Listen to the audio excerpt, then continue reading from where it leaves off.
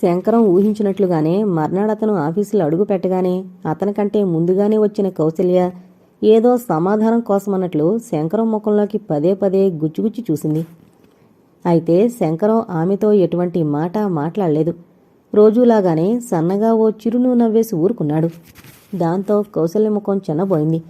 ఎంతో ఆశతో అతనేదో శుభవార్త లాంటిదే చెబుతాడని ఆశించిన కౌసల్యకు ఆశాభంగమే అయింది. శంకరం కేసి ఓసారి చురచురా చూసింది. అది గమనించి శంకరం నవ్వుకున్నాడు తనలో తనే. అతని చిద్విలాసాన్ని గమనించిన కౌసల్యకు మరీ ఒళ్ళు మండిపోయింది. చేతిలో పనాపి సీట్లోంచి లేచి శంకరం దగ్గరగా నడిచింది. ఆమె అలా విసురుగా సీట్లోంచి లేచి కోపంగా శంకరం దగ్గరకు వెళ్లడం మిగతా స్టాఫ్ గమనించినట్లు చూస్తూ ఒకళ్ళకొకళ్ళు కొనుసేగలతో ప్రశ్నించుకున్నారు. ఏం జరిగింది అన్నట్లు. ఏమో అంటే ఏమో అంటూ విరుచుకున్నాయి అందరి పెదవులు. తన దగ్గరకొచ్చిన ఆమె ముఖంలోకి నవ్వుతూ చూశాడు శంకరం. ఏమీ మాట్లాడకుండా అతనలా నవ్వుతుంటే ఒళ్ళు మండిపోయింది కౌసల్యకు. ఎందుకలా నవ్వుతారు? నా లెటర్ చదివారా? కోపంతో ఎంతో నెమ్మదిగా ప్రశ్నించాలి అనుకుంది గాని మాటలు కొంచెం గట్టిగానే వచ్చాయి. దాని గురించి తర్వాత మాట్లాడుకుందాం. చూడండి ఎన్ని జతల కళ్ళు మనల్ని పరిశీలిస్తున్నాయో. తలంచుకుని ఏదో ఫైల్లోకి చూస్తూ నెమ్మదిగా అన్నాడు శంకరం. తన అనవసర ఆవేశానికి సిగ్గుపడుతూ, సారీ, మీ అభిప్రాయం తెలుసుకోవాలనే ఆతృత అంతకన్నా ఏం లేదు. ఆల్రైట్, మీరన్నట్లు తర్వాతే మాట్లాడుకుందాం అంటూ కౌసల్య ఈసారి కొంచెం హుషారుగా తన సీటు వద్దకు నడిచింది. లంచ్ టైంలో ఆ విషయం గురించి మాట్లాడతాడేమోనని ఎదురు చూసింది. శంకరం మాట్లాడలేదు. పైగా లంచ్ టైంలో కూడా ఏదో పని చూసుకుంటూ కూర్చున్నాడు. కౌసల్యకు చిరాకనిపించింది. ఈ పెద్ద మనిషి ఎక్కడో ముదురా చెప్పులా ఉన్నాడే అనుకుంది. అయినా చిరాకు దిగమింగుకుంటూ టీ తాగుదాం రమ్మని పిలిస్తే వస్తాడేమో, ఆ వంకన కాసేపు క్యాంటీన్లో కూర్చుని మాట్లాడుకోవచ్చు అనుకుంటూ శంకరం దగ్గరకు నడిచింది. లంచ్ టైంలో కూడా ఈ వర్క్ ఏంటండి శంకరం గారు? టీ తీసుకుందాం రండి, కాస్త రిలీఫ్గా ఉంటుంది అంది. సారీ, ఏమనుకోకండి, మీరు వెళ్ళి తీసుకురండి, నాకు చాలా అర్జెంటు పనుంది, ఇవాళ ఈ పని పూర్తి చేసేయాలి అన్నాడు కౌసల్య ముఖంలోకి ఇన్నోసెంట్గా చూస్తూ. ఆ క్షణంలో కౌసల్యకు శంకరం చేతిని అందుకుని బరబరా క్యాంటీన్కి లాక్కుపోవాలనిపించింది. కానీ అలా చేయలేదు. చరచరా వెళ్లి తన సీట్లో కూర్చుని శంకరం వంక చొరచరా చూడసాగింది. ఆమె క్యాంటీన్కి వెళ్లలేదు. ఆ సాయంత్రం ఆఫీసు వదిలాక మామూలుగా గుడ్ బై చెప్పి బయటకు వెళ్ళిపోయాడు శంకరం. కౌసల్య హృదయం ఉక్రోషంతో కొతకొతలాడిపోయింది. ఏమిటి మనిషి, తను అడిగిందేమిటి, ఇతను ప్రవర్తిస్తున్న తీరేమిటి అనుకుంది. మళ్లీ ఆలోచన మాని శంకరం వెళ్ళిపోతాడేమోనని గబగబా అతని వెనకాలే నడిచింది కౌసల్య. శంకరం గారు, ఒక నిమిషం ఆగండి అంటూ. కౌసల్య పిలుపుకి శంకరం ఆగి వెనక్కి తిరిగి చూశాడు నవ్వుతూ. ఆ నవ్వు చూడగానే ఒంటికి కారం రాసుకున్నట్లుగా ఫీల్ అయింది కౌసల్య. తను పొద్దునుంచి అతని అభిప్రాయం కోసం ఇంత ఆతృతగా ఎదురుచూస్తుంటే అంత హాయిగా అతను ఎలా నవ్వగలుగుతున్నాడు అనుకుంది. ఏంటి? దగ్గరగా వచ్చిన కౌసల్యం చూస్తూ ప్రశ్నించాడు శంకరం. ఆ ప్రశ్న ఆమెకు మరీ చిరెత్తించింది. ఏంటట, ఏం తెలియనట్లు ఎలా అడుగుతున్నాడు? బలవంతాన కోపాన్ని నిగ్రహించుకుంటూ, మీతో కొంచెం మాట్లాడాలి అంది మెల్లగా. ఏం మాట్లాడతారు? అంతా లెటర్లోనే రాశారేమో అన్నాడు శంకరం ప్యాంటు జేబులో చేతులుంచుకుని. ఆ విషయం గురించే, పదండి, అలా బస్టాప్ వరకు నడుచుకుంటూ మాట్లాడుకుందాం అంటూ ముందుకు దారి తీసింది కౌసల్య. శంకరం కదిలాడు. మీరు ఆ లెటర్ పూర్తిగా చదివారనుకుంటాను. మీ అభిప్రాయం కోసం ఉదయం నుంచి నేనెంత ఆతృతతో ఉన్నానో మీకు తెలిసే ఉంటుంది. అయినా మీరు మీ అభిప్రాయం చెప్పడానికి లేట్ చేస్తున్నారు అంది కౌసల్య నడుస్తూనే. శంకరం ఒక సెకండ్ బదులలేదు. తర్వాత మెల్లగా అన్నాడు. చూడండి కౌసల్య గారు, మీరు రాసిన లెటర్ పూర్తిగా చదివాను. విషయం వెంటనే ఏదో ఒక నిర్ణయం తీసుకునేంత తేలికైంది కాదు. బాగా ఆలోచించాలి, అప్పుడు నిర్ణయానికి రావాలి. ఏమంటారు? కౌసల్య మాట్లాడలేదు, ఆలోచిస్తున్నట్లు. మీరు బాగా ఆలోచించి చూడండి. ఒక గంట లేక ఒక రోజు ఆలోచించి, తొందరపాటుతో తీసుకుంటేనూ జరగవు. బాగా ఆలోచించి ఓ నిర్ణయానికి రావాల్సిన సమస్యలివి. మీరు అన్ని విధాలా బాగా ఆలోచించే ఈ నిర్ణయానికి వచ్చారనుకోను. ఏదో ఆవేశం, ఆకర్షణ మీకు అభిప్రాయం కలిగించింది, అంతే కదూ? కౌసల్య ముఖంలోకి సూటుగా చూస్తూ ప్రశ్నించాడు శంకరం. నాది ఆవేశం కాదు, చాలా ఆలోచించే ఈ నిర్ణయానికి వచ్చాను. నా నిర్ణయాన్ని మా మమ్మీ డాడీ కాదనరని నాకెంతో నమ్మకం ఉంది. ఆ నమ్మకం ఉండబట్టే నా మనసులోని అభిప్రాయాన్ని నిర్భయంగా మీకు తెలియజేయగలిగాను అంది కౌసల్య. అలా అంటున్నప్పుడు ఆమె మాటల్లో ఎంతో ఆత్మవిశ్వాసం ధ్వనించింది. శంకరం ఆలోచిస్తున్నట్లుగా తలంచుకుని నడుస్తున్నాడు మెల్లగా. కౌసల్య ఓరగా అతని ముఖంలోకే చూస్తూ నడుస్తోంది. 2 నిమిషాల మౌనానంతరం అతనన్నాడు, కౌసల్య గారు, నాకు ఆలోచించుకోవడానికి చాలా వ్యవధి కావాలి. ముఖ్యంగా ఈ విషయంలో మీ తల్లిదండ్రుల పూర్తి సమ్మతుంటేనే సాధ్యమవుతుంది అన్నాడు. కౌసల్య అతని వంక విచిత్రంగా చూసింది. మా తల్లిదండ్రుల పూర్తి సమ్మతి లభిస్తుందని నేను చెబుతున్నాను కదా అంది. మీరు అంటున్నారనుకోండి, అలా కాదు నాకు. ఎందుకంటే ఆర్థికంగా చూసినా ఏ రకంగా చూసినా మీ పరిస్థితులకు నా పరిస్థితులకు ఎంతో భేదముంది. ఇవన్నీ కూడా ఆలోచించాలి కదా అన్నాడు. అతని మనసేదో అర్థమైనట్లుగా తలోగించింది కౌసల్య. అవునులేండి, ఆలోచించే ఒక నిర్ణయానికి రండి, తర్వాతనే చెప్పండి అంది కౌసల్య సామాన్యంగా. శంకరం సంతోషించాడు. కౌసల్య, మీ అభిప్రాయం ఏమిటో ఇప్పుడే చెప్పేయండి అని నిర్బంధించకుండా అంతటితో వదిలినందుకు. శంకరం బస్ కోసం అక్కడే నిరీక్షిస్తుండగానే కౌసల్య ఆటో ఎక్కి వెళ్ళింది. అసలు ముందు తను కూడా ఆ రోజు బస్సులోనే ఇంటికి వెళతానంది. కానీ శంకరం అంగీకరించలేదు. ఆమెను ఆటోలో ఇంటికి వెళ్ళిపోమ్మని బలవంతం చేశాడు. తప్పనిసరిగా శంకరావుని ఒక్కడిని అక్కడ వదిలి వెళ్లడం ఇష్టం లేకపోయినా వెళ్ళింది కౌసల్య. హుషారుగా ఏదో సినిమా పాటని ఏలపాట పాడుకుంటూ బియ్యం కడిగి స్టవ్ మీద పెడుతున్నాడు శంకరం. ఉదయం 8:30 గంటల ప్రాంతంలో.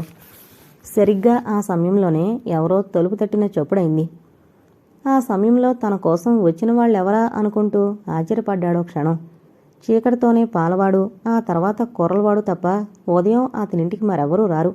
వాళ్ళిద్దరూ కూడా వారి వారి నిర్ణీత సమయాల్లో వచ్చి వెళ్ళిపోయేవారు. అసలు శంకరంకి ఇంటికొచ్చేంత స్నేహితులు బంధువులు ఎవరూ లేరు. నెలకొకసారి మాత్రం ఇంటి యజమాని తలుపు తట్టి పిలిచి మరీ ఆప్యాయంగా పలకరిస్తాడు. ఎందుకోసం?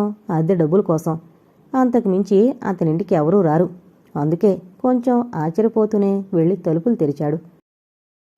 తెరిచి మరింత ఆశ్చర్యచకితుడయ్యాడు. ఎదురుగా కౌసల్య తండ్రి పట్టాభిగారు నవ్వుతూ, నీళ్లు సరిగ్గానే కనుక్కున్నానన్నమాట అన్నారు శంకరావుని చూస్తూనే. ఆయన మాటలతో ఉలికిపడినట్లయి, రండి రండి, ఏంటో ఉదయమేలా దయచేశారు అంటూ లోపలికి ఆహ్వానించాడు. రావాల్సిన చోటికి రాకుండా ఎలా కుదురుతుందయ్యా? పట్టాభిగారు నవ్వుతూనే అంటూ లోపలికొచ్చి శంకరం చూపించిన కుర్చీలో కూర్చున్నారు. శంకరం ఒంటిమీద షర్టు లేదు, లుంగీ బనీన్తో ఉన్నాడు. ఆయన కూర్చోగానే గబగబా లోపలికి వెళ్ళి షర్టు వేసుకొచ్చాడు. తను ఓ కుర్చీలో కూర్చున్నాడు. కూర్చుంటూ, నా ఈ చెన్నెళ్ళు వెతుక్కోవడానికి మీరు శ్రమపడుంటారు, లేకుంటే ఇదివరకెప్పుడైనా చూసారా అంటూ నవ్వుతూ అడిగాడు శంకరం. ఇదివరకెప్పుడూ చూడలేదు. ఈ వీధిలోకి రావడం ఇదే మొదటిసారి. మా అమ్మాయి మీ అడ్రస్ ఇచ్చి గుర్తులు చెప్పింది, వచ్చేశాను అంటూ ఆయన శంకరం ఇంటిని ఓసారి పరిశీలించి చూస్తున్నట్లుగా దృష్టి సారించారు. అది గమనించిన శంకరం, నా ఇల్లు ఈ గది, ఆ గది అంతే, ఒక్కడనే నేనేమో బాగానే సరిపోతుంది. తక్కువ అద్దెలో ఇంతకు మించి బాగా ఉన్న ఇల్లు దొరకడం లేదండి. ఈ హైదరాబాద్లో కూడా అద్దెళ్లకు చాలా కరువు వచ్చింది అన్నాడు నవ్వుతూ. అవునవును, నాకు తెలుసు. అద్దిళ్ళు, వాటి పాట్లు. మొదట్లో నేను ఇలాగే ఓ 2 గదుల చిన్న ఇంట్లోనే అద్దెకుండేవాణ్ణి. ఇప్పుడు అంటావా, ఏదో భగవంతుడి దయవల్ల స్వంతిల్లు ఒకటి కట్టుకోగలిగాను అని స్టవ్ మీద గిన్నెలో పొంగుతున్న అన్నం చూసి, వంట కూడా నువ్వే చేసుకుంటావా అని అడిగారు. ఆ అడగడంలో ఎక్కడో ఆశ్చర్యం ధ్వనించింది లీలగా. నేనే చేసుకుంటానండి. మొదట్నుంచి నాకదే అలవాటు. హోటల్ తిళ్ళు డబ్బు పోవడమే గాని రుచి ఉండవు, ఆరోగ్యం కాదు, అసలు నాకిష్టం ఉండదు అన్నాడు చిన్నగా నవ్వుతూ. పట్టాభిగారు ఓ క్షణం శంకరం ముఖంలోకి నిశితంగా చూశారు. అలా చూస్తున్న ఆయన చూపులో శంకరం ఎడల ఓ విధమైన అభిమానం, వాత్సల్యం ఉట్టిపడుతున్నాయి. బాగుంది శంకరం, నీ అభిప్రాయాలు, నీ అలవాట్లు అన్నీ చాలా బాగున్నాయి. నిజంగా నువ్వీ కాలం కుర్రాడివి కాదోయ్, అందుకే నాకు నచ్చావు. నాకు నచ్చడం బాగానే ఉంది. మా అమ్మాయి కూడా చాలా బాగా నచ్చావు, అందుకే చాలా సంతోషంగా ఉంది నాకు. మా అమ్మాయికి నువ్వు మామూలుగా నచ్చడం కాదు, చాలా చాలా బాగా నచ్చావట. అందుకే ముహూర్తం పెట్టించొచ్చు, నీతో మాట్లాడి అని వచ్చాను అన్నారాయన. శంకరవంక కళ్ళ నిండుగా అభిమానం నింపుకుని చూస్తూ. ముహూర్తమా? ఎవరికి? అనాలోచితంగా అడిగేశాడు శంకరం. పట్టాభిగారు గట్టిగా నవ్వారు. ఎవరికో అయితే నీ దగ్గరికి ఎందుకు వస్తానోయ్, నీకే. నాకా? అదేంటోయ్ అంతలా ఆశ్చర్యపోతావు? మా అమ్మాయి నీకు చెప్పానని చెప్పింది. శంకరం సమాధానం ఇవ్వకుండా ఓ క్షణం ఆలోచించాడు. ఇది కౌశల్య పనే. నిన్నటి రోజున తను సరిగ్గా జవాబు చెప్పలేదని ఈరోజు తండ్రిని పంపినట్లుంది. శంకరం జవాబు చెప్పకుండా ఆలోచనలో పడ్డం గమనించిన పట్టాభిగారు, నీ తరపున మాట్లాడడానికి పెద్దవాళ్ళెవరూ లేరు కదా శంకరం, ఆ సంగతి నువ్వే చెప్పావు కనుక నీ విషయం నిన్నడిగితేనే బాగుంటుంది. నువ్వు ప్రాజ్ఞుడివి, తెలివైనవాడివి, సమర్థుడివి. నీకు నువ్వే పెద్దయి ఈ విషయంలో బాగా ఆలోచించి ఓ నిర్ణయానికి రా. కౌసల్యకు నువ్వంటే చాలా ఇష్టం, నువ్వంటే ఎంతో అభిమానం. తనకే కాదు, మాకు కూడా నువ్వెంతగానో నచ్చావు. కౌసల్యకు నీలాంటి భర్త దొరికితే అది మేము కూడా అదృష్టవంతులమే. ఈ మాట నేను మనస్ఫూర్తిగా చెబుతున్నాను. నీకేమైనా అభ్యంతరం ఉంటే చెప్పు అంటూ ఆగారాయన. మీరు చెప్పేదంతా బాగుంది, కానీ నన్ను అనవసరంగా ఆందోళన ఎక్కిస్తున్నారేమో అనిపిస్తోంది. నా సంగతి ఏ విషయం దాచకుండా మీకు చెప్పాను. అంటే కౌసల్యకు నా విషయమంతా తెలుసు. ఆర్థికంగా కూడా మీకు నాకు ఎంతో వ్యత్యాసం ఉంది. మీ ఇంట్లో ఎంతో గారాబంగా దేనికి లోటు లేకుండా పెరిగిన కౌసల్య నన్ను వివాహమాడితే ఒక్కోసారి ఆర్థిక ఇబ్బందులు కూడా గురి కావాల్సి వస్తుంది. ఆమెను చేసుకుని అటువంటి బాధలకు గురి చేయడం నాకిష్టం లేదు. శంకరం మాట్లాడుతూనే స్టవ్ మీద ఉడుకుతున్న అన్నాన్ని గమనిస్తూనే ఉన్నాడు. అన్నం ఉడికిపోయి అడుగు నుంచి మాడు వాసన పొగలు రావడం గుర్తించి చటుక్కున వెళ్లి అన్నం గిన్నె దింపి స్టవ్ ఆర్పి తిరిగొచ్చి కూర్చున్నాడు. నువ్వలా మాట్లాడడం నాకు నచ్చలేదో శంకరం. కౌసల్య మా ఇంట్లో దేనికి ఇబ్బంది పడకుండా గారాబంగా పెరిగిన మాట నిజం. అయితే మాత్రం నిన్ను చేసుకుని ఇబ్బందులు పడిపోయేది మాత్రం ఏముంది? ఇద్దరూ సంపాదించుకుంటున్నారు. ఇంకా ఆర్థిక ఇబ్బందులు ఎందుకొస్తాయి? తెలివిగా బ్రతకడం నేర్చుకుంటే ఎవరికీ ఏ బాధ ఉండదు. కానీ ఒక్క మాట, నాకు నా భార్య ఉద్యోగం చేసి సంపాదించడం కంటే ఇల్లు చక్కగా తీర్చిదిద్దగలదే ఉండాలి. అటువంటి ఆడవాళ్ళని నేను లైక్ చేస్తాను. శంకరం తన అభిప్రాయం సూటిగా చెప్పాడు. చూసావా, నీ అభిప్రాయాలన్నీ నావే. అసలు కౌసల్య ఉద్యోగం చేయడం నాకేమాత్రం ఇష్టం లేదు. అసలు చేయవలసిన అవసరం కూడా తనకేముంది గనుక కూర్చుని తింటే ఒక తరం హాయిగా గడిచిపోతుంది. వద్దని ఎంతగానో చెప్పాను, వింటేనా? కాలక్షేపం లేదు, కొన్నాళ్లు చేస్తాను అంటూ ఒకటే గొడవ చేసింది. అలాగే దానికి ఉద్యోగం కూడా తొందరగానే వచ్చింది. పెళ్ళయ్యే వరకు మాత్రమే నువ్వు ఉద్యోగం చెయ్యాలి అని గట్టిగా చెప్పి దాని దగ్గర మాట తీసుకున్నాను. పెళ్ళవగానే మానేస్తుంది. లేదు, ఆ విషయంలో మీ ఇద్దరూ మాట్లాడుకోవచ్చు. పట్టాభిగారు ఆగి శంకరం ముఖంలోకి చూశారు, ఏం చెబుతాడో అన్నట్లుగా. కానీ శంకరం ఆయనకు సమాధానం చెప్పలేదు. ఆలోచించుకుంటున్నవాడిలా మౌనంగా కూర్చున్నాడు. ఇంకో మాటవి శంకరం, ఇప్పుడు నాకున్న ఆస్తంతా ఎవరిది? నా తర్వాత కౌసల్యదే కదా. ఏదో ఇబ్బందులు పడిపోతామని ఎందుకు ఆలోచిస్తావు అన్నారు. అదే నాకిష్టం లేదు. నా భార్య తరపున ఏ రకమైన ఆర్థిక ఇబ్బందులు నేను తీర్చుకోకూడదు. అందుకే నా భార్య సంపాదించడం కూడా నాకిష్టం లేదంది మెల్లగా చెప్పాడు శంకరం. బాగుంది, మగవాడికి ఆ అభిమానం ఉండడం సహజం. ఆ విషయంలో నిన్ను మాత్రం నేను బాధించను. నా ఆస్తి నా తదనంతరం కౌసల్య పిల్లలకు మాత్రం దక్కుతుంది. నా కూతురికి నేను పెట్టుకోవడంలో తప్పులేదు. ఆ పెట్టుపోతలైనా నిన్ను కించపరిచేవిగా చేయను. భార్యను పోషించుకోలేని సమర్థత లేనివాడివి కావు నువ్వు. మీ ఇద్దరి సంపాదనతో ఇల్లు తీర్చిదిద్దుకున్నా బాగానే ఉంటుంది. లేకుంటే నీకెంతొస్తే అంతలోనే గడుపుకోవడంలో మరింత తృప్తి, ఆనందం కలుగుతాయి. నువ్వు సమర్థుడివి, మంచి గుణగణాలు కలవాడివి. అందుకే నాకు అన్ని విధాలా నచ్చావు. నా కూతురిని నీ చేతుల్లో పెట్టడానికి నాకేమాత్రం సందేహం లేదు. కౌసల్య జీవితం నీ దగ్గర 3 పువ్వులు 6 కాయలుగా విలసిల్లుతుందని, దాని జీవితం సుఖ సంతోషాల్లో తేలుతుందని అనిపిస్తోంది. మీరు మరీ విపరీతంగా ఆలోచిస్తున్నారేమో పట్టాభిగారు. జీవితమంటే ఒక్క పువ్వుల తోటే కాదు, ముళ్లబాట కూడా. ప్రతి మనిషికి ఈ మాట అవగతం అవ్వాలి. నవ్వుతూ సుఖాల్ని ఆహ్వానించినట్లే దుఃఖాల్ని కూడా ఆహ్వానించగలగాలి. అప్పుడే అది పరిపూర్ణమైన జీవితం. కానీ ఒక్క మాట, తెలిసి ఏ మనిషి ఇతర వ్యక్తులను బాధించాలని గాని కష్టపెట్టాలని గాని అనుకోడు, ముఖ్యంగా జీవిత సహచరులను. కానీ నేను చెప్పేదేమిటంటే, మీరు కౌసల్య గారు బాగా ఆలోచించండి. తొందరపడవద్దని మనవి చేసుకుంటున్నాను. పట్టాభిగారు నవ్వారు. తొందరపడ్డానికి ఏముందోయ్? రాత్రి నేను నా భార్య బాగా ఆలోచించాం. అసలు కౌసల్య చెప్పకముందరే కౌసల్యని నీకిస్తే బాగుంటుందనే అభిప్రాయం కలిగింది. ఓ మంచి క్షణాన కౌసల్య అభిప్రాయం తెలుసుకోవాలని అనుకున్నాను. కానీ కౌసల్యే నాకు ఈ విషయం ముందు చెప్పింది. కౌసల్య నీలాంటి వాణ్ణి ఎన్నుకొని చాలా తెలివిగా వ్యవహరించిందనే నా నమ్మకం. చూడు శంకరం, ఒక ఆడపిల్ల పెళ్ళై అత్తవారింటికెళ్ళి సుఖపడాలంటే ఆస్తిపాస్తులు కాదోయ్ ముఖ్యం. ఆ ఆడపిల్ల కట్టుకున్న మగవాళ్ళలో సమర్థత, తెలివితేటలుండాలి. అప్పుడే ఆడది ఆ భర్త దగ్గర సుఖపడగలదు. ఆ శక్తి, సమర్థత నీలో ఉన్నాయి. అందుకే నేను నా కూతుర్నివ్వడానికి ఏ రకంగానూ వెనుకాడను. నేనెప్పుడూ అనుకుంటుండేవాణ్ణి, కౌసల్యను ఆస్తిపాస్తులు, అంతస్తులు, అధికారాలు అంటూ ఎవరికో కట్టబెట్టడం కంటే ముందుగా తెలుసున్నవాణ్ణి, అతని తెలివితేటలు, సమర్థత చూసి కౌసల్యనిచ్చి పెళ్లి చేయాలి అని. సరిగ్గా అలాగే జరిగింది శంకరం. కాదనక, అభ్యంతరాలు చెప్పక అవునను. పట్టాభిగారు ప్రార్థిస్తున్నట్లుగా అన్నారు. మీ అంత వారొచ్చి నన్ను అడుగుతుంటే ఎటూ చెప్పలేని అయోమయ స్థితిలో ఉన్నాను. నా గురించిన అన్ని విషయాలు మీకు చెప్పాను. మీరు మళ్ళీ మళ్ళీ ఆలోచిస్తే బాగుంటుంది, తర్వాత విచారించే కన్నా. విచారించాల్సిన అవసరం ఎప్పుడూ రాదని ఖచ్చితంగా చెబుతున్నాను. ఇంకా ఆలోచించవలసింది కూడా ఏమీ లేదు. నువ్వు నీ అంగీకారం తెలిపితే మంచి ముహూర్తాలు తొందరలోనే ఉన్నాయి. ఏదో ఒకటి చూసి ఫిక్స్ చేసుకోవచ్చు. పట్టాభిగారు శంకరం అప్పుడే అంగీకరించేసినంత సంబరంగా అన్నారు. అలాగే, సాయంత్రం నా అభిప్రాయం కౌశల్య గారితో చెప్తాను అన్నాడు శంకరం, అప్పటికి ఆయన నుంచి తప్పించుకోవడానికి. అలాగే, ఎందుకో తప్పకుండా నువ్వు నా అల్లుడు అవుతావని నా మనసు చెబుతోంది. Wish you good luck. Shankaram చెయ్యందుకుని విష్ చేస్తూ అన్నారాయన. థ్యాంక్ యూ అంటూ శంకరం లేచాడు. వెళతాను ఇంకా, నీకు ఆఫీస్కి టైం అవుతోంది. వాచి చూసుకుంటూ పట్టాభిగారు లేచారు. కూర్చోండి, జస్ట్ 5 minutes, కాఫీ తీసుకుని వెళుదురు గాని అంటూ శంకరం ఆ గదిలోనే గోడకో మూలగా తగిలించున్న ఫ్లాస్కు తీశాడు. శంకరం ఉదయం కాఫీ కాచుకుని తాగేసి 3-4 కప్పుల కాఫీ అందులో పోసుకుని ఆఫీసుకు వెళ్లే వరకు అప్పుడప్పుడు తీసుకుని తాగుతూ ఉంటాడు. శంకరం ఇచ్చిన కాఫీ తాగి పట్టాభిగారు సెలవు తీసుకుని వెళ్ళిపోయారు. ఆయన అలా వెళ్లగానే శంకరం ఆఫీసుకు వెళ్లే ప్రయత్నంలో పడుతూ ఆదరాబాదరా అన్నం వడ్డించుకుని తింటూనే ఆలోచనల్లో పడ్డాడు.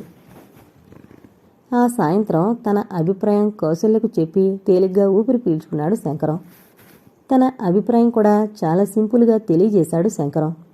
పట్టాభిగారితో చెప్పినట్లు ఆ రోజు సాయంత్రం ఆఫీసు వదిలాక అంతవరకు తన టేబుల్ సొరుగులో దాచుంచిన స్వీట్ ప్యాకెట్ పుచ్చుకుని కౌశల్య దగ్గరకు వెళ్ళి ఆమెకు అందిస్తూ, హార్టీ కంగ్రాచులేషన్స్ కౌశల్య గారు అన్నాడు మెల్లగా. కౌశల్య ఆశ్చర్యపోతూ ఎందుకు అని అడిగింది. మీ మ్యారేజ్ సెటిల్ అయిందట కదా అన్నాడు చిన్నగా నవ్వుతూ. కౌసల్య ఒక్క క్షణం అర్థం కానట్లుగా అయోమయంగా చూసింది. తర్వాత, అవును, మీకెవరు చెప్పారు అని అడిగింది. ఉదయం మీ నాన్నగారు వచ్చి చెప్పారు. ఆహా, అలాగా. కానీ ఇంకా చిన్న సందేహం మిగిలిపోయిందండి. ఆ అబ్బాయి పూర్తిగా అంగీకరించాడా లేదా అన్న సంగతి మాకింకా తెలియలేదు. కౌసల్య బిక్కముఖం వేసుకుని చెబుతున్నట్లుగా చెప్పింది. అంగీకరించక ఏం చేస్తాడులేండి. మిమ్మల్ని చూస్తే ఎవరైనా కాదనగలరా అన్నాడు ఆమె వంక సూటిగా చూస్తూ. ఆ మాటలకు కౌసల్య హృదయంలో 100 వేణువులు మోగినట్లయింది. ఆనందం పూర్ణిమ నాటి సంద్రంలా పొంగింది మనసులో. బుగ్గల్లో కెంపులు ఉదయించాయి. ముఖంలో సిగ్గు దొంతరులు నిండాయి. కళ్లల్లో కోటి కాంతులు వెలిగాయి. అయినా అన్ని భావాలను దాచడం అసాధ్యమే అయినా దాచడానికి ప్రయత్నం చేస్తూ, అయితే మీ మాటలను బట్టి చూస్తుంటే ఆ అబ్బాయి అంగీకరించినట్లుగానే ఉంది అంది, మాటల్లో సంతోషం బయట పడనీయకుండా. పెళ్లికి శంకరం తప్పకుండా వస్తాడని చెప్పండి మీ నాన్నగారితో అంటూ చిలిపిగా చూస్తూ కదిలిపోయాడు శంకరం. ఆ తర్వాత అతి త్వరలోనే కౌశల్య శంకరంల వివాహం జరిగింది. పెళ్లిరోజు శంకరం మాస్టర్ని తలచుకుని మరీ మరీ బాధపడ్డాడు. తనని ఇంత వాడించేసి సంఘంలో ఉన్నతుడిగా చేసిన మాస్టారు లేకుండానే తను ఇంటివాడయ్యాడు. ఆయన ఆశీర్వాదం లేకుండానే తన వివాహం జరిగిపోయింది. ఆయన చూడకుండానే తను పెళ్లి చేసుకున్నాడు. ఆ రోజంతా తను అన్యమనస్కంగానే గడిపాడు. కౌశల్య మంచిదే, అన్ని విధాలా ఆమె శంకరంతో సహకరించేది. కానీ ఒక్కోసారి తను కలవారమ్మాయిననే అహంకారం అప్పుడప్పుడు కొంచెం తొంగి చూస్తుండేది ఆమెలో. శంకరం పనిచేస్తున్న కంపెనీ అధిక లాభాలతో నడుస్తుండడం వల్ల ఆంధ్రదేశంలో మరికొన్ని ముఖ్యమైన ఊళ్లలో బ్రాంచీలు తెరవాలని యాజమాన్యం నిర్ణయించింది. అలాగే గుంటూరు, వైజాగ్, విజయవాడ, కాకినాడ మొదలైన ముఖ్య పట్టణాల్లో బ్రాంచీలు తెరిచారు. సమర్థవంతులు, ఉత్సాహవంతులు అయిన ఉద్యోగులను ఆ బ్రాంచీల ఆఫీసర్లుగా నిర్ణయించాలని యాజమాన్యం తలపోసింది. అలాగే గుంటూరు బ్రాంచీ ఆఫీసర్గా శంకరంని నియమించారు. కంపెనీ పనైనా తన స్వంత పని చేసుకుంటున్నంత శ్రద్ధగా, బాధ్యతగా చేసుకుంటాడు శంకరం. పైగా ఎంతో సమర్థవంతుడు, తెలివైనవాడు, ఉత్సాహవంతుడు అయిన శంకరం మీద కంపెనీ యజమానులకు మంచి అభిప్రాయమే ఉంది. అందుకే అతన్ని గుంటూరు పంపించారు. వివాహమై అప్పటికే 6 నెలలైంది. హైదరాబాద్ వదిలి గుంటూరు వచ్చారు కౌశల్య, శంకరం. శంకరం వివాహం అవుతూనే అంతకు ముందున్న చెన్నిళ్లు వదిలి హిమాయతనగర్లో 4 గదుల చక్కని ఇల్లు అద్దెకు తీసుకున్నాడు. ఆ ఇంట్లో అన్ని సౌకర్యాలు ఉన్నాయి. కౌశల్య పెళ్ళవుతూనే ఉద్యోగం మానేసింది. కౌశల్యకు చెయ్యాలనే ఉంది. ప్రతి నెలా సంపాదిస్తున్న 500-600 ఊరికే వదలడం ఎందుకనిపించింది కౌశల్యకు. ఆ డబ్బుతో ప్రతీ నెల ఇంటికి కావలసినవి ఏమైనా అమర్చుకోవచ్చు కదా అనుకుంది. అదే శంకరంతో చెబితే ససేమిరా ఇష్టపడలేదతను. అప్పట్నుంచి కౌశల్య జాబ్ మానేసింది. గుంటూరులో తను ముందు ఇల్లు వెతుకుని చూసుకుని కౌశల్యను పిలిపించాడు శంకరం. అంతవరకు కౌశల్య తల్లిదండ్రుల ఇంట్లో ఉంది. గుంటూరు పట్టాభిపురంలో తమ హోదాకు తగినట్లుగా ఉన్న అందమైన చిన్నిల్లు అద్దెకు తీసుకున్నాడు. 3 గదులు, వంటగది, బాత్రూం, ఇంటి ముందు చిన్న తోట, ఎంతో చక్కగా ఉంది ఇల్లు. శంకరంకి బ్రాంచీ మేనేజర్గా హోదా పెరగడమే కాకుండా జీతం కూడా పెరిగింది. హమేషా ఇంట్లో ఉండేలా ఓ నౌకర్ని నియమించుకున్నాడు. జీవితం ఏ విధమైన ఒడిదుడుకులు లేకుండా సాఫీగా సాగిపోతోంది. అది మాస్టారు నా కథ. మీ ఆశీర్వాదం వల్ల దయవల్ల నేను వృద్ధిలోకొచ్చాను. సంఘంలో ఓ సమున్నతమైన స్థానం పొందాను. ఇల్లు, వాకిలి, భార్య అన్నీ అమర్చుకున్నాను. ఏ లోటు లేకుండా జీవితం హాయిగా గడిచిపోతున్నా అనుక్షణం నాకు మీరు, అమ్మ గుర్తుకొస్తూనే ఉన్నారు మాస్టారు. ఆనాడు హఠాత్తుగా మన మధ్య లెటర్స్ ఆగిపోయాయి. ఎందుకు ఆగిపోయాయో కూడా నాకిప్పుడు గుర్తులేదు. నేను ఎన్ని ఉత్తరాలు రాసినా జవాబు లేకపోవడంతో నేనే వెళ్ళి చూశాను. మీరు అక్కడి నుంచి వెళ్ళిపోయారని తెలిసింది. ఏంటో మాస్టారు, మీరు ఎందుకలా చేశారో నాకు అవగతం కావడం లేదు ఇప్పటికీ. అది మీ ద్వారానే తెలుసుకోవాల్సింది. మీరు కాంక్షించినట్లుగా నేను అభివృద్ధిలోకి వచ్చి హాయిగా ఉన్నాను. కానీ మాస్టారు, మీరెందుకిలా అయిపోయారు అని ప్రశ్నిస్తున్న శంకరం స్వరం రుద్ధమైపోయింది. చెమర్చిన కళ్ళను చేతురుమాలతో అద్దుకున్నాడు. ఎలా ఉన్నాను శంకరం? వయసు మళ్ళింది.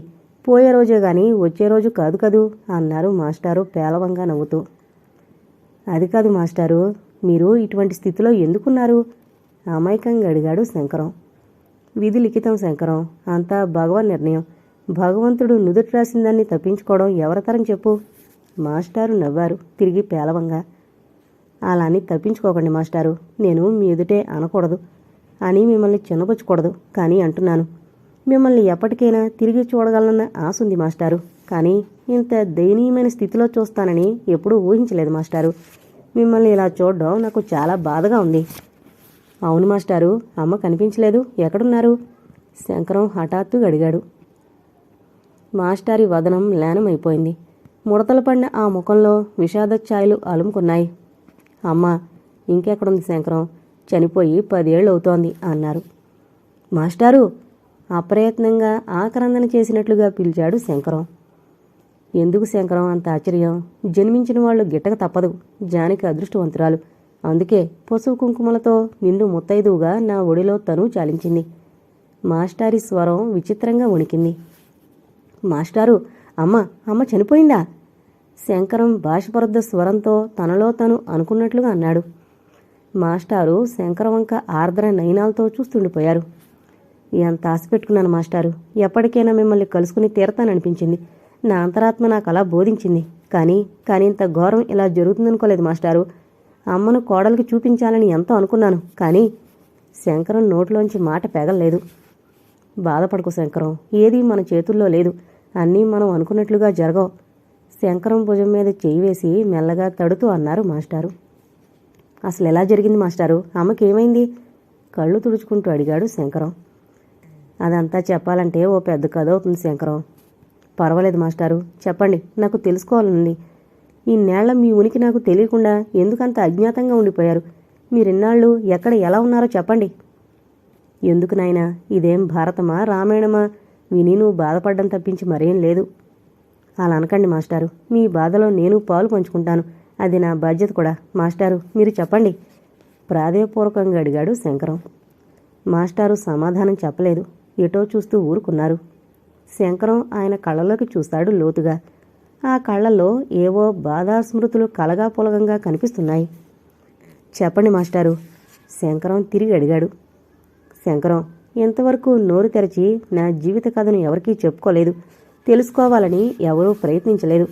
కారణం, నేను ఏ రకంగానూ గొప్పవాణ్ణి కాను గనుక. అందుకే కదా బంధువులు కూడా దూరమయ్యారు. శంకరం, అప్పటికి నువ్వు BA 2వ సంవత్సరం చదువుతున్నావు. నాకు నరసాపురం ట్రాన్స్ఫర్ అయింది. ఆ ఊరు నాకు చాలా నచ్చింది. స్కూలు వదలగానే రోజూ సాయంత్రం గోదావరి తీరాన నడుస్తుంటే ఎంతో హాయిగా అనిపించేది. ఉదయం లేవగానే అలా ఓ గంట గోదావరి ఒడ్డున నడిచి రావడం అలవాటైంది. నేనసలు కావాలని అక్కడికి ట్రాన్స్ఫర్ చేయించుకున్నాను. ఆ సంగతి చాలామందికి తెలీదు. నేను ఏ పని చేసినా నలుగురికి చాటుకోవడం నాకు ఇష్టం ఉండదు. అందుకే నీకు తెలియపరచలేదు కూడా. నేను అప్పుడే నీకు ఉత్తరాలు రాయడం తగ్గించాను. నువ్వు నేను కోరినట్లుగా ఒక మంచి మనిషివయ్యావు. సంఘంలో ఓ వ్యక్తిగా మొసులుకుంటున్నావు. నువ్వు ఎక్కడికి వెళ్ళినా ఎక్కడున్నా నాకింక బాధ లేదు. నా అవసరం కూడా ఎక్కువగా నీకుండదు. అందుకే నేను ఉపేక్షించాను ఉత్తరాలు రాయడానికి. అలా ఆ ఉపేక్ష చాలా దూరం పెరిగిపోయింది. చూడు శంకరం, బాధలు దుఃఖాలు అనుభవించడానికే కొందరు పుడుతుంటారని విశ్వకవి రవీంద్రుని వాక్యం. దానికి ప్రత్యక్ష నిదర్శనంగా నా జీవితమే. కష్టాలు పడేవాడికే మరికొన్ని కష్టాలొచ్చి పడతాయి. ఇది సహజం. ఇది మానవుని సహనం, ఓర్పులకి భగవంతుడు పెట్టే పరీక్ష కావచ్చు. కనుకనే ఎన్ని కష్టాలొచ్చినా, ఎలాంటి దుఃఖాలు ఎదురైనా నిభాయించుకోగల శక్తి ఇచ్చాడు మనిషికి. సరేగాని అసలు విషయం వదిలిపెట్టి ఎక్కడికో వెళుతున్నాను అంటూ ఇలా చెప్పారు.